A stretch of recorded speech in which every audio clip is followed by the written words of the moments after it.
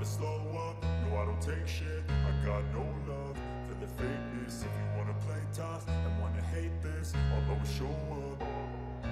I don't ever slow up, no I don't take shit. I got no love for the fakeness. If you wanna play tough and wanna hate this, I'll always show up and make a statement. I don't ever slow up, no I don't take shit. I got no love for the fakeness. If you wanna play tough and wanna hate this, I'll always show up and make a statement. Everything. Marc Marquez mengaku optimistis menatap balapan MotoGP Valencia 2022. Pembalap berjuluk The Baby Alien itu, bahkan meyakini bakal mendapatkan hasil bagus pada seri balapan terakhir musim ini di sirkuit Ricardo Tormo, Minggu, tanggal 6 November tahun 2022, mendatang. MotoGP Valencia akan menjadi seri balapan penutup musim ini. Jelang balapan tersebut, Marquez menyebut sirkuit Ricardo Tormo merupakan salah satu sirkuit yang disukainya, sebab, pembalap asal Spanyol itu memiliki kenangan manis di musim 2019 dengan meriah podium pertama. Ini adalah sirkuit yang saya sukai. Di masa lalu saya telah mencapai hasil yang baik, tutur Marquez, dikutip dari Motosan, Jumat, tanggal 4 November tahun 2022. Saat ini, bisa dibilang Marquez sedang mengalami peningkatan performa pasca menepi cukup lama karena operasi. Pada 2 seri terakhir, dia berhasil finish 10 besar. Bahkan di MotoGP Australia, The Baby Alien sukses finish di peringkat 2. Kendati pada balapan di Malaysia dia harus puas finish posisi 7. Meski begitu, Marquez memiliki firasat kalau dirinya bisa meraih hasil manis. Pada balapan hari Minggu di Valencia, saya tahu mendapatkan hasil seperti Australia akan sangat sulit, tapi saya punya firasat bahwa saya bisa menjalani akhir pekan yang lebih baik dari Malaysia, ungkap Marquez. Sekedar informasi, MotoGP Valencia tidak hanya menjadi balapan penutup musim ini saja.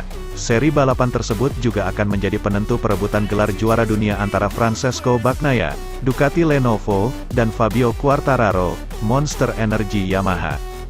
Di sisi lain, aspal sirkuit Valencia seharusnya diperbaiki pada 2016, ketika para pembalap menuntut perubahan seiring dengan hilangnya daya cengkeram secara bertahap. Pekerjaan parsial dilakukan, menegaskan lagi aspal terutama titik pengereman pertama di trek, pada akhir jalur lurus, khususnya 460 meter terakhir. Sebuah solusi menghentikan dampak tuntutan para pembalap, yang sekarang akan bertemu dengan pengembangan sirkuit secara menyeluruh. Pelapisan ulang secara menyeluruh di trek adalah tanda lain dari komitmen tegas kami terhadap keselamatan dan peningkatan fasilitas kami secara konstan, Gonzalo Gobert menjelaskan secara langsung dari fasilitas, dalam rilis yang dikeluarkan pihak sirkuit.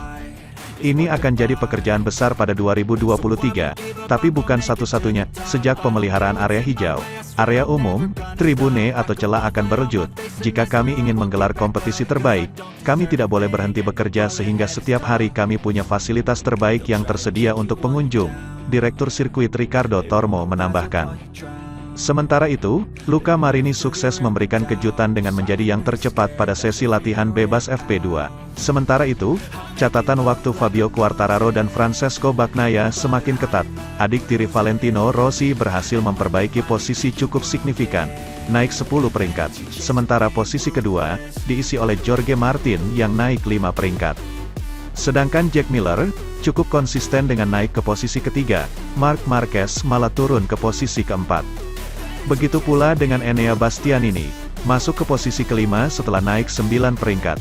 Miguel Oliveira berada di posisi ke-6, hampir berhasil masuk 5 besar. Johan Zarco turun 1 peringkat ke posisi ke-7. Selain itu, ada juga Quartararo yang berakhir di posisi ke-8. Pada sesi FP1, Quartararo keluar sebagai yang tercepat, tapi merosot hingga 7 peringkat pada FP2. Catatan waktu yang dibukukan oleh Quartararo tidak jauh berbeda dengan Bagnaia yang ada di posisi ke-9. Sementara Bagnaia sanggup memperbaiki posisi dengan naik 8 peringkat, melengkapi 10 besar. Ada Brad Binder yang masih mengincar kemenangannya di musim ini. Bagnaia punya peluang besar menjadi juara dunia MotoGP. Pebalap Ducati ini hanya perlu finish di posisi ke-14, meskipun Quartararo yang berhasil menang di sirkuit Ricardo Tormo.